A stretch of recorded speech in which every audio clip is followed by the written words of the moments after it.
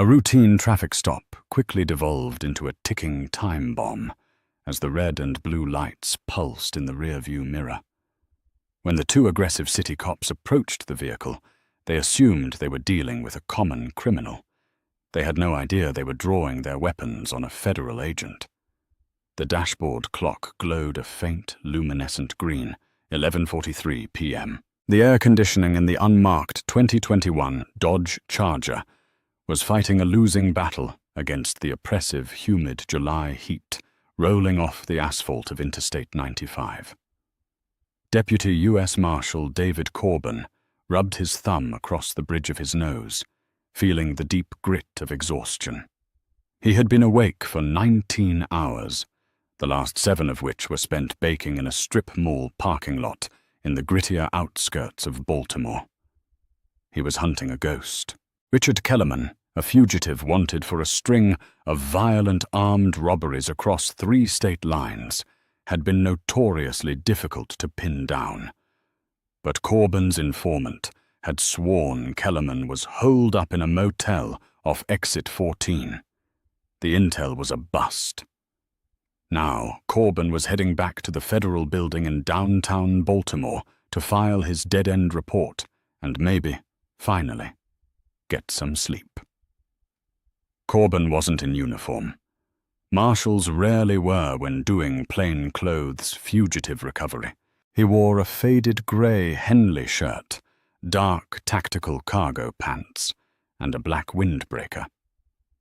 Beneath the windbreaker, clipped securely to his reinforced leather belt, sat his gold U.S. Marshal star and his standard-issue Glock 19. His government credentials were in his left breast pocket. The stretch of county road leading toward the city limits was desolate. Streetlights flickered inconsistently, casting long, erratic shadows across the wet pavement from a brief, earlier thunderstorm. Corbin checked his speed. He was doing 45 in a 45 zone. He was a professional. He didn't invite unnecessary attention, especially when driving a government fleet vehicle that was essentially a rolling shadow. But trouble doesn't always wait for an invitation. A sudden flare of headlights illuminated the Charger's cabin. Corbin glanced in his rearview mirror and saw the distinct, aggressive grille of a Ford police interceptor right on his bumper. It was close. Too close. The cruiser was tailgating him, running his plates. Corbin sighed. Here we go, he thought. Government plates, depending on how they are registered in the system, either come back as federal government, do not stop, or they come back as a restricted ghost plate, which can sometimes throw a local dispatch system for a loop if the dispatcher isn't experienced. A second later, the darkness of the cabin was shattered by a strobe of blinding red and blue LED lights. The short, sharp whoop of a police siren echoed off the concrete barriers. Corbin calmly engaged his turn signal, easing his foot off the accelerator. He pulled the Charger onto the wide gravel shoulder, putting the vehicle in park and immediately turning off the engine. He rolled down all 4 windows, standard law enforcement courtesy to let the approaching officers see into the vehicle, and turned on the dome light. He placed his hands firmly at the 10 and 2 positions on the steering wheel. He knew the drill better than anyone. As a black man in America, and as a seasoned law enforcement officer, Corbin knew exactly how quickly a dark road and a tense cop could turn a misunderstanding into a tragedy. In the side mirror, Corbin watched the driver and passenger doors of the cruiser pop open. 2 uniformed officers stepped out. The approaching officers were from the local county precinct. The man taking the lead on the driver's side was Officer Travis Hayes. Hayes was in his late 30s, built like a fire hydrant, with a tight buzz cut and a posture that screamed confrontation. His hand was already resting heavily on the butt of his holstered service weapon. Flanking the passenger side was Officer Brendan Croft, a younger cop who looked barely out of the academy. Croft kept his distance, shining a high-powered mag light directly into the Charger's cabin, effectively blinding Corbin. "Keep your hands on the wheel where I can see them," Hayes barked, his voice loud and edged with unnecessary hostility. He hadn't even reached the window yet. "My hands are on the wheel, officer," Corbin replied, his voice a slow, steady baritone. He kept his tone completely devoid of emotion. Panic breeds panic. Calm forces the other party to listen. Hayes stepped up to the window, shining his own flashlight directly into Corbin's eyes. "License, registration, and proof of insurance. Right now." "Officer," Corbin began calmly, squinting against the blinding light. "Before I move, I need to inform you that I am a sworn federal law enforcement officer. I am a Deputy United States Marshal. I have my badge on my right hip, my duty weapon next to it, and my federal credentials in my left breast pocket. How would you like me to proceed?" For a split second, there was silence. The protocol for this was simple. Hayes should have asked Corbin to slowly produce his credentials, verified the badge, ran the federal ID number with his dispatch, and sent Corbin on his way. But Hayes didn't do that. "Shut up!" Hayes snapped, taking a step back and unholstering his weapon, keeping it pointed in the low ready position, but angled menacingly toward the door. "I said give me your license. Don't you lie to me." Corbin felt a cold spike of adrenaline hit his bloodstream. The script had just gone off the rails. Hayes wasn't listening. He had looked into the car, seen a black man in a blacked-out muscle car, and made a rigid, unbreakable assumption. "Officer Hayes," Corbin said, reading the name tag on the man's chest. "Lower your voice and listen to me. I am a Deputy U.S. Marshal.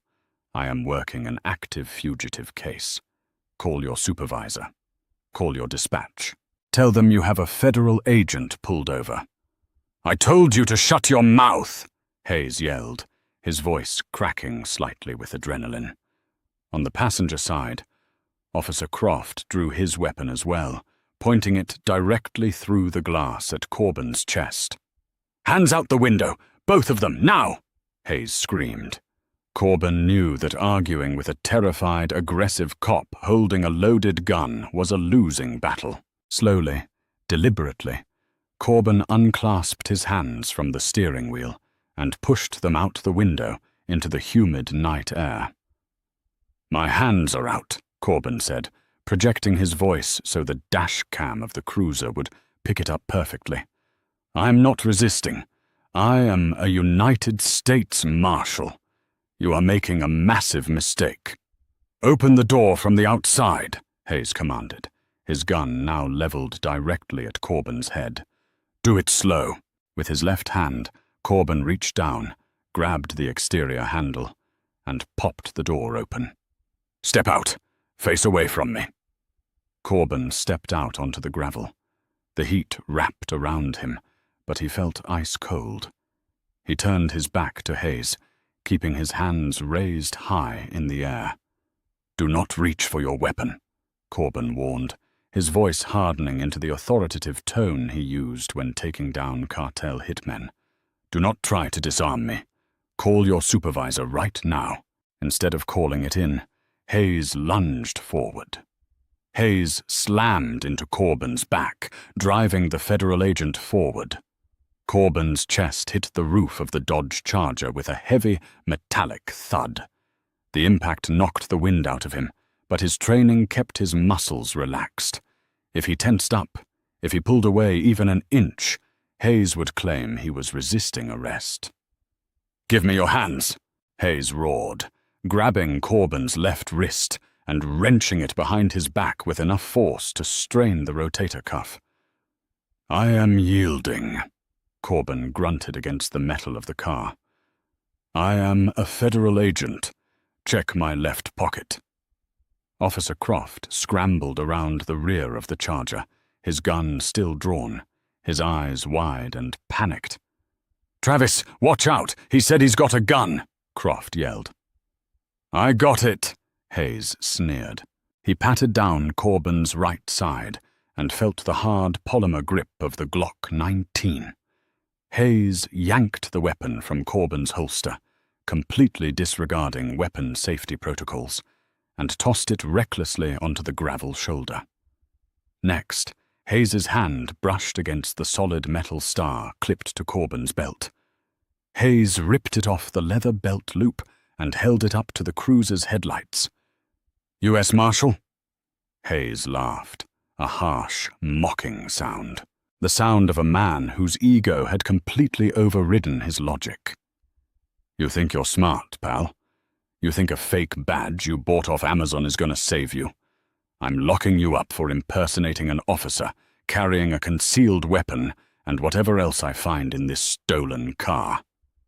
"The car is registered to the Department of Justice," Corbin said, his face pressed against the roof of his vehicle. "My federal ID is in my breast pocket. Pull it out. Look at the watermark. Look at the chip. Then call your watch commander." Hayes forcefully slammed Corbin's right hand behind his back and ratcheted a pair of steel handcuffs onto his wrists. He locked them down tight. Too tight. The metal instantly bit into Corbin's skin, cutting off the circulation. "Shut up," Hayes growled, spinning Corbin around and shoving him hard against the side of the car. Corbin stood there, handcuffed, disarmed, and humiliated on the side of a dirt road by a cop who didn't have a fraction of his training or jurisdiction. But Corbin's face was a mask of stone. He locked eyes with Hayes. He didn't look angry. He looked absolutely, terrifyingly calm. "You've crossed a line," Corbin said quietly. "There is no walking this back."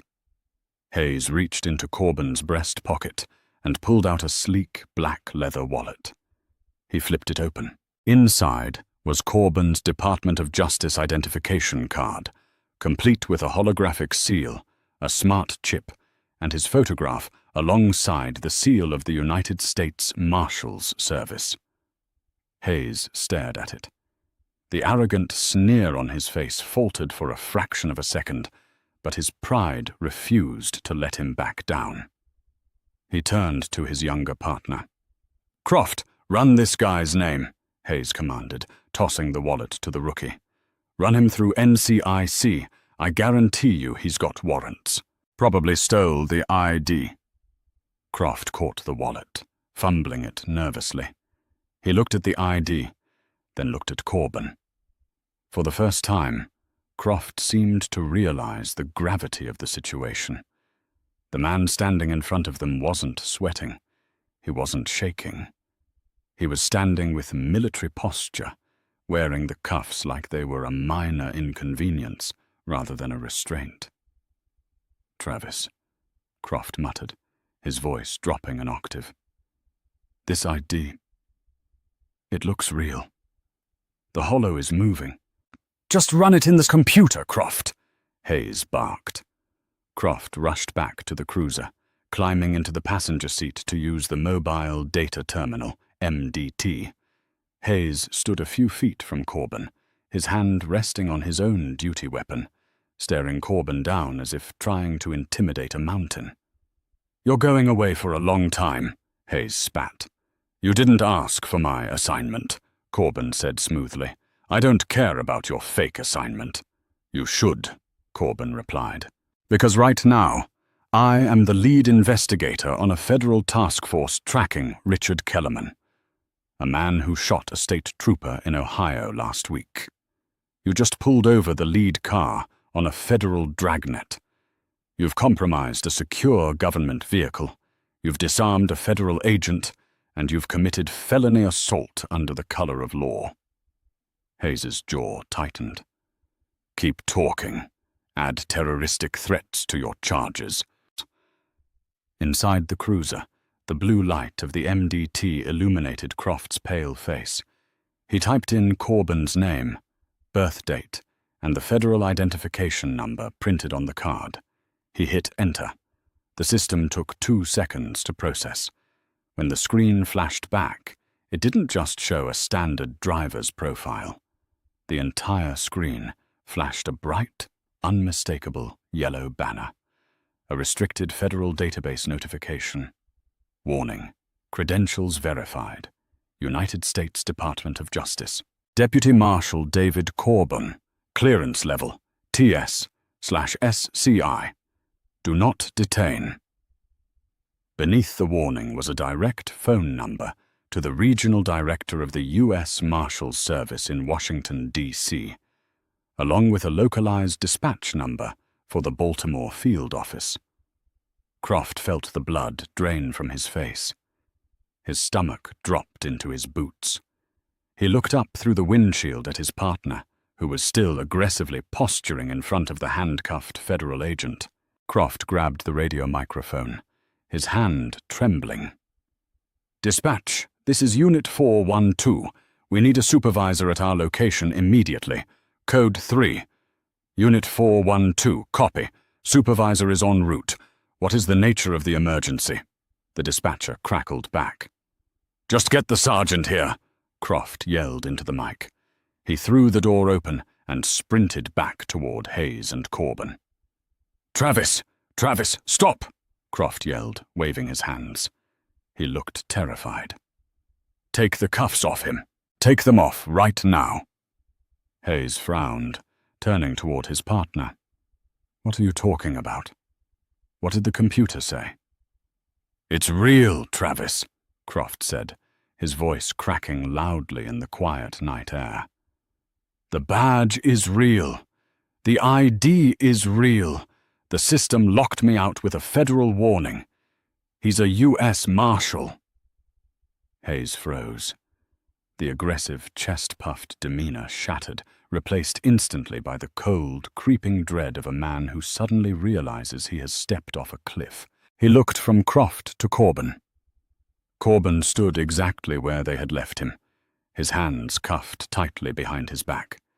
He didn't smile. He didn't gloat. He just stared at Hayes, with eyes like chips of flint. "Officer Hayes," Corbin said, the silence of the night wrapping around his deep, uncompromising voice. "I believe you have my gun." The heavy, suffocating silence of the roadside was broken only by the rhythmic hum of the Ford Interceptor's engine and the relentless strobing of its red and blue lights. Officer Travis Hayes stared at Deputy Marshal David Corbin, his breathing shallow and rapid. Panic, hot and sharp, was beginning to claw its way up Hayes's throat, but his stubborn pride was a concrete wall refusing to yield. "He hacked it," Hayes muttered, his voice trembling as he pointed a shaking finger at Corbin. "He's a hacker. People buy ghost plates on the dark web all the time. He faked the dispatch ping." Officer Brendan Croft stared at his partner in absolute disbelief. "Travis, are you insane? The MDT terminal gave me a direct line to the Department of Justice. The dispatcher verified it on the encrypted federal frequency. He is a United States Marshal." "Shut up, Croft," Hayes snarled, pacing violently across the gravel shoulder. His eyes darted around the empty stretch of highway, looking for a way out of the inescapable trap he had built for himself. He looked back at Corbin, who was still standing perfectly still, his hands bound tightly behind his back. Corbin's expression remained utterly impassive. He was a master of psychological warfare, and right now, he was letting Hayes drown in his own catastrophic mistake. "I smell marijuana," Hayes said suddenly, loudly, deliberately projecting his voice toward his cruiser's dashcam. "I am detecting a strong odor of burnt marijuana emanating from the suspect's vehicle. I have probable cause to search the vehicle and maintain custody of the suspect." Croft's jaw dropped. "Travis, what the hell are you doing? There is no smell. It's a government vehicle." "Back me up, Croft," Hayes hissed, stepping close to the younger officer, his eyes wide and unhinged. We say he was swerving. We say we smelled weed. We tear the car apart, and we find something to justify the cuffs. If we don't, I lose my badge, and you go down with me for failing to secure the scene." Before Croft could process the sheer corruption unfolding in front of him, the wail of approaching sirens shattered the night. 2 more local precinct cruisers tore around the highway bend, their tires screeching as they locked up their brakes and slid onto the gravel shoulder. Sergeant Thomas Miller, a 20-year veteran with a thick silver mustache and a no-nonsense demeanor, stepped out of the lead vehicle. He took one look at the chaotic scene. Hayes sweating bullets, Croft looking pale as a ghost, Corbin handcuffed against the Dodge Charger, and a federal-issue Glock 19 lying disrespectfully in the dirt, and marched forward. "What in God's name is going on here?" Sergeant Miller bellowed. "Dispatch said you pinged a federal ghost vehicle." "Sergeant, the suspect is resisting," Hayes yelled, immediately trying to control the narrative. "He's driving a stolen vehicle with fake federal plates. I smelled narcotics, and when I asked him to step out, he became combative and reached for a concealed firearm." "That is a lie!" Croft shouted, his voice cracking. He stepped directly between Hayes and the sergeant. "Sergeant Miller, everything he just said is a complete lie. The driver was entirely compliant. Travis pulled his weapon unprovoked, threw his federal badge on the ground, and cuffed him." Miller looked at Croft, then at Hayes, and finally at Corbin. He walked cautiously toward the handcuffed man, shining his flashlight on the black leather wallet resting on the trunk of the Dodge. He picked it up, inspected the holographic DOJ seal, and felt the smart chip embedded in the plastic. Sergeant Miller closed his eyes and let out a long, heavy exhale. He knew exactly what he was holding. He knew exactly what Hayes had just done. "Officer Hayes," Miller said, his voice dropping to a dangerously quiet register. "Uncuff him, now!" Hayes stiffened. "Sergeant, I am telling you." "I said take the damn cuffs off," Miller roared, his hand instinctively dropping to his own duty belt. Hayes swallowed hard, pulling the small handcuff key from his pocket. He took a hesitant step toward Corbin. "Stop," Corbin commanded. The single word cracked like a whip. Hayes froze. Corbin slowly turned his head to look directly at Sergeant Miller. "Sergeant, this man assaulted a federal officer, unlawfully disarmed me, and just attempted to manufacture a false felony charge on a recorded police dashcam to cover up a civil rights violation. If he touches me again, I will consider it a continuation of the assault." Sergeant Miller swallowed hard. The absolute, chilling authority in Corbin's voice left no room for debate. "Sergeant Miller," Corbin continued smoothly, "you will come over here and remove these restraints. Then you will walk over to that cruiser, you will secure the dashcam and bodycam memory drives, and you will place them in an evidence bag in my presence. Because if a single frame of video goes missing, I will have the FBI dismantle your entire precinct brick by brick." Miller nodded slowly. He stepped around Hayes, gently took the keys from the trembling officer's hand, and walked behind Corbin. With a sharp click, the restraints fell away. Corbin brought his arms forward, rubbing the deep, angry red welts cut into his wrists. He didn't stretch. He didn't yell. He calmly walked over to the gravel shoulder, knelt down, and picked up his discarded Glock 19. He blew the dust off the polymer grip, checked the chamber, and slid it back into his holster. He then picked up his gold U.S. Marshal star from the dirt, wiping it clean with his thumb, and clipped it back onto his belt. "Now," Corbin said, turning to face the 3 local cops, "call the watch commander, and tell him to bring the chief of police. We are going to have a very long night." Within 30 minutes, the desolate stretch of Interstate 95 had been transformed into a blindingly bright command center. 5 more local police cruisers had arrived, establishing a hard perimeter, but they were entirely dwarfed by the fleet of 4 black, heavily armored Chevrolet Suburbans that had roared onto the scene, their hidden red and blue grille lights flashing aggressively. The cavalry had arrived, and they were not happy. Chief Deputy Marshal Richard Dawson, a massive, broad-shouldered man with a scowl that could melt steel, slammed the door of his Suburban. He was flanked by 3 heavily armed deputy marshals wearing tactical vests emblazoned with Police, U.S., Marshal across the chest. Dawson bypassed the local police entirely, marching straight to where Corbin was leaning against his Dodge Charger, drinking from a bottle of water a paramedic had just given him. "You good, David?" Dawson asked, his eyes scanning the red bruising on Corbin's wrists. "I'm fine, Rick," Corbin replied, his voice calm. "Just a delay. But the local boys gave me quite the welcome." Dawson turned around, his eyes locking onto Travis Hayes. Hayes was currently standing near the bumper of his cruiser, completely stripped of his duty weapon and badge, surrounded by Sergeant Miller and a very pale, very nervous local police captain who had been dragged out of bed.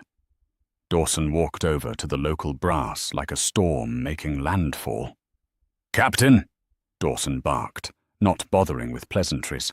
"I want a clear, concise explanation as to why my lead task force commander, who is actively hunting a fugitive wanted for attempting to murder a state trooper, was pulled out of his government vehicle at gunpoint and handcuffed like a dog on the side of the highway."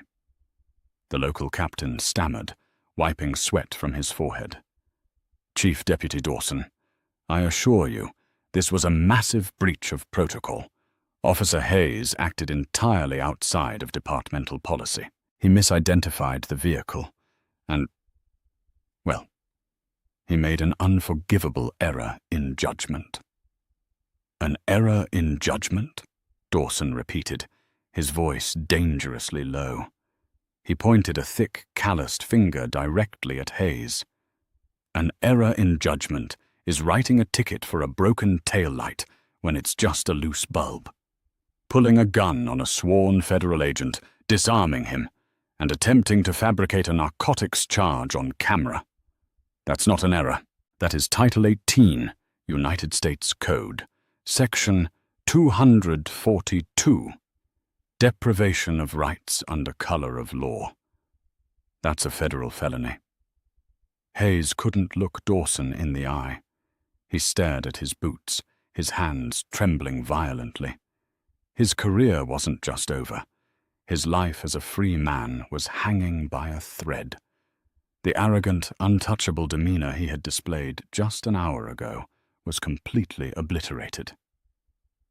"Chief Dawson," the captain pleaded weakly, "we are initiating an immediate internal affairs investigation.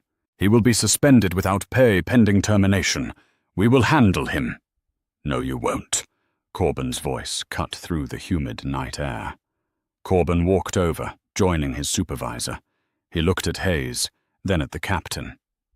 "Internal Affairs isn't going to handle this, Captain," Corbin said smoothly. "Because Officer Hayes didn't just assault a civilian, he assaulted a federal officer performing his official duties. That triggers Title 18, Section 111. I have already contacted the United States Attorney's Office in Baltimore.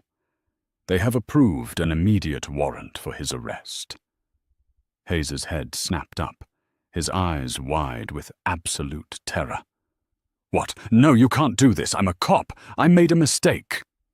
"You made a choice," Corbin corrected him coldly. "You saw a black man in a car, and you made a choice. You saw my badge, and you made a choice. You threw my weapon in the dirt, and you made a choice.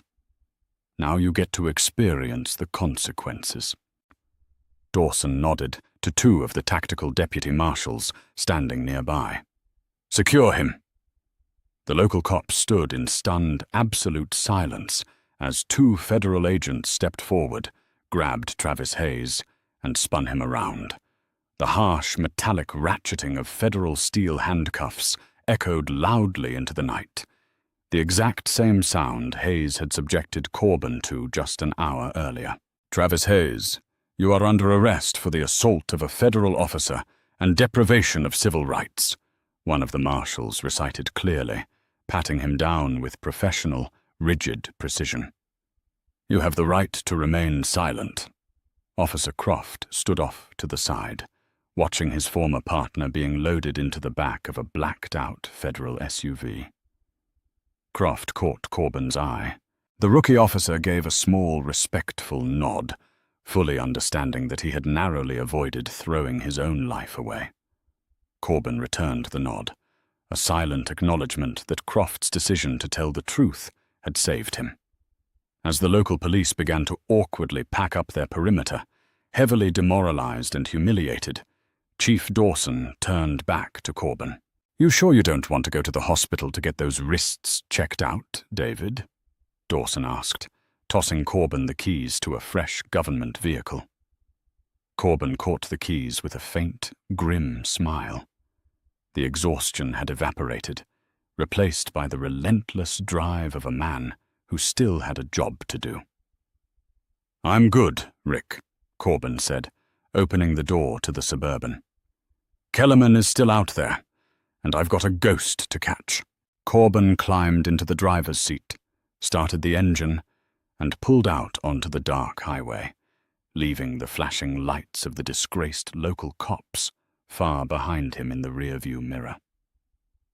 Justice hadn't just been served, it had been delivered with the crushing weight of the federal government.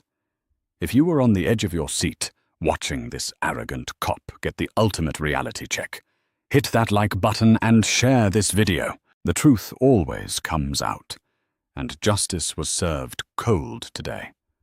Don't forget to subscribe to our channel and ring the notification bell so you never miss another crazy, real-life law enforcement story. What would you have done in the Marshal's shoes? Let us know in the comments below. Stay safe out there.